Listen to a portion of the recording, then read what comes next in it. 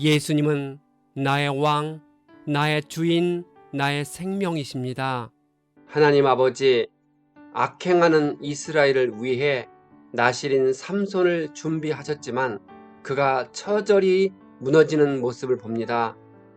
구별된 나실인처럼 살아야 하는 이 땅의 크리스천들이 회개하고 돌아올 수 있도록 다스려 주옵소서.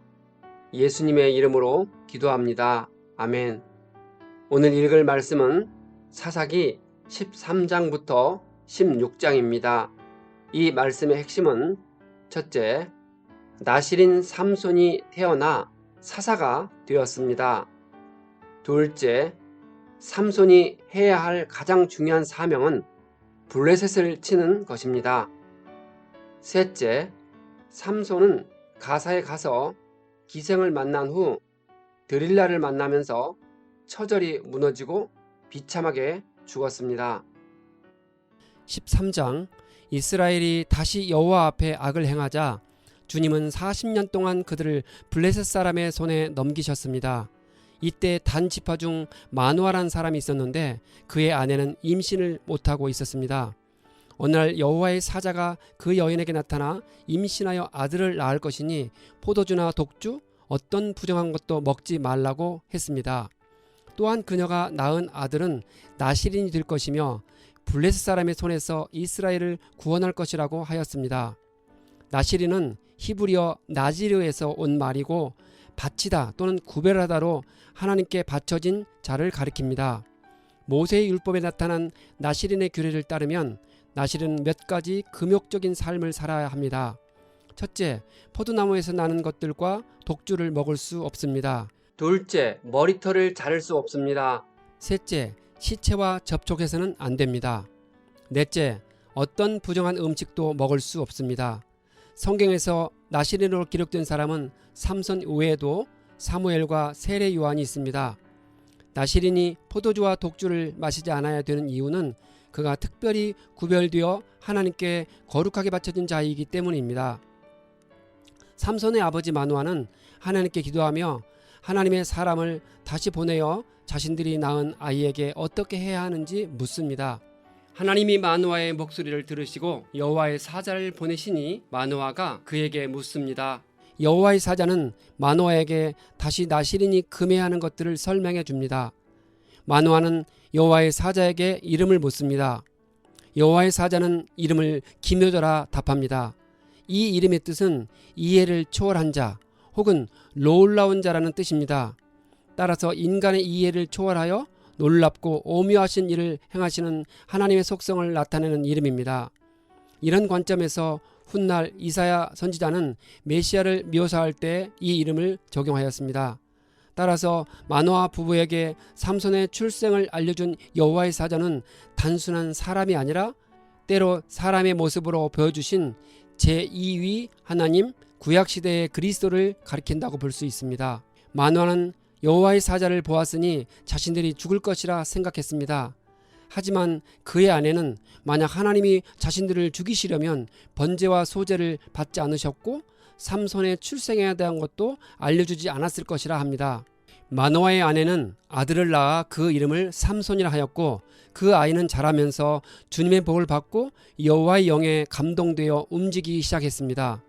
삼손은 작은 태양이라는 뜻을 가진 이름으로 시작은 참으로 대단했습니다. 하지만 성경은 삼손이 한 번도 이스라엘을 위해 싸우지 않았고 오직 개인의 화와 개인의 욕망에 따라 살았다고 지적하고 있습니다. 14장, 삼손이 딥나에서 블레셋 여자를 보고 자기 부모에게 그 여자를 아내로 삼게 해달라고 청했습니다. 삼손이 이방 여자와 결혼한 것은 잘못한 것입니다. 삼손은 자신의 욕망을 따라 블레셋 여인을 아내로 취했습니다. 하지만 사사기 저자는 삼손이 이방 여자를 취한 이후의 결과를 다 알고서 본서를 기록했습니다. 그래서 결과적으로 삼손의 실패에도 불구하고 하나님께서 그의 삶에 관여하시어 자신의 뜻을 이루셨음을 강조하기 위해 이처럼 표현했을 뿐입니다. 삼손이 부모와 함께 딥나에 내려갈 때에 젊은 사자를 만났는데 여호와의 영이 임하자 삼손이 맨손으로 사자를 찢었습니다. 성령이 사람에게 강력한 육체적 힘을 주셨습니다. 성령은 하나님께 부르심을 받은 자가 맡은 일을 잘 감당할 수 있도록 그 일에 필요한 능력을 주십니다. 얼마 후에 삼손이 그 여자를 아내로 맞이하려고 다시 딥나루 가다가 사자의 시체에 꿀이 있는 것을 보았습니다. 그는 손으로 그 꿀을 떠서 걸어가면서 먹었습니다. 시체를 가까이 하지 말아야 하는 나시린의 규례를 어긴 것입니다. 삼손이 혼인잔치에 온 30명의 친구들에게 자기가 본 것을 가지고 수수께끼 내기를 했습니다.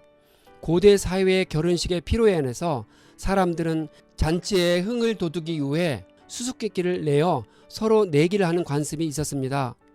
수수께끼를 풀지 못한 블레셋 사람들은 삼손의 아내를 협박하여 답을 알아내어 내기에서 이겼습니다. 삼손은 아스글론 사람 30명을 죽여서 얻은 옷을 내기의 대가로 주고 화를 내며 아버지 집으로 돌아갔습니다. 이 행동도 완전히 개인적인 화풀이 수준입니다. 여호와의 영이 삼손에게 임한 것은 사실이지만 사사로운 개인적인 감정으로 사람을 마구 죽여서는 안 됩니다. 삼손이 하나님의 뜻과는 상관없이 사람을 죽였지만 하나님은 삼손의 어리석음을 통해 이스라엘을 압제하는 블레셋을 징벌하셨던 것입니다. 15장.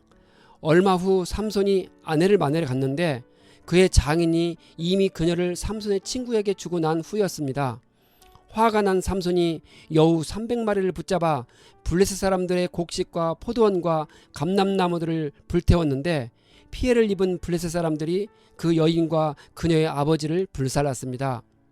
삼손이 원수를 갚기 위해서 그들을 죽이자 블레셋이 유다로 쳐들어왔습니다. 유다 사람들은 전쟁을 피하기 위해 삼손을 붙잡아서 넘겼는데 삼손이 블레셋 진영에 이르자 여호와의 영이 그에게 임하였고 그가 밧줄을 끊고 나귀의 새 턱뼈로 블레셋 사람 1000명을 죽였습니다. 이후 삼손은 심히 목이 말라 죽을 지경이라고 여호와께 부르짖었습니다. 하나님이 한 우묵한 곳을 터뜨리셔서 물을 솟아나게 하셨습니다. 하나님이 물을 주셨으니 삼손의 행위가 옳다고 볼 수 있을까요? 아닙니다. 블레셋 사람 1000명을 죽인 것은 이스라엘 사사로서 공식적인 행위가 아니라 개인적인 감정에 근거하여 보복의 악순환에서 비롯된 결과입니다. 하지만 그 상황에서 삼손이 부르짖었고 하나님은 물을 주셨습니다. 마치 출애굽한 이스라엘 백성이 광야에서 부르짖을 때 물을 주셨던 것처럼 응답하셨습니다. 16장. 삼손이 가사에서 한 기생을 보고 그녀에게로 들어갔습니다. 가사 사람들이 삼손의 방문 사실을 알고 밤새 성문에 매복해 있다가 새벽에 죽이려고 했으나 삼손은 밤에 성문을 뚫고 탈출하였습니다. 이후에 삼손이 들릴라라는 여인을 사랑하게 되자 블레셋 방백들이 그녀에게 은 1100개를 약속하며 삼손을 붙잡을 수 있는 방법을 알아내게 하였습니다. 들릴라가 삼손에게 힘이 어디서 나며 어떻게 그를 결박할 수 있는지 묻자 새 활줄 7으로 자신을 결박하면 된다고 답했습니다. 삼손이 들릴라에게 거짓으로 대답하여 블레셋의 계획이 실패하는 일이 되풀이되었습니다. 들릴라가 날마다 삼손을 졸라서 삼손은 마음이 힘들어 죽을 지경이 되었고 결국 자신의 비밀을 사실대로 알려주었습니다. 들릴라가 삼손을 재운 후 그의 머리털 7가닥을 밀었더니 그의 힘이 사라졌습니다. 숨어있던 블레셋 사람들이 나와서 삼손을 붙잡았고 그의 눈을 뽑은 후 감옥에서 맷돌을 돌리게 했습니다. 블레셋 사람들은 삼손을 불러서 재롱을 부리게 했습니다. 삼손은 마지막으로 하나님께 기도한 후에 신전의 기둥을 밀어서 건문을 무너지게 하여 수많은 블레셋 사람들과 함께 죽음을 맞이했습니다. 삼손이 나시린으로서 마지막까지 이스라엘 위해 싸우지 않고 개인의 원수를 갚는 일에 자신의 힘을 썼지만 하나님은 그를 들어서 블레셋을 물리치셨습니다. 신약성경 히브리서 기자는 삼손을 믿음의 증인으로 기록하고 있습니다.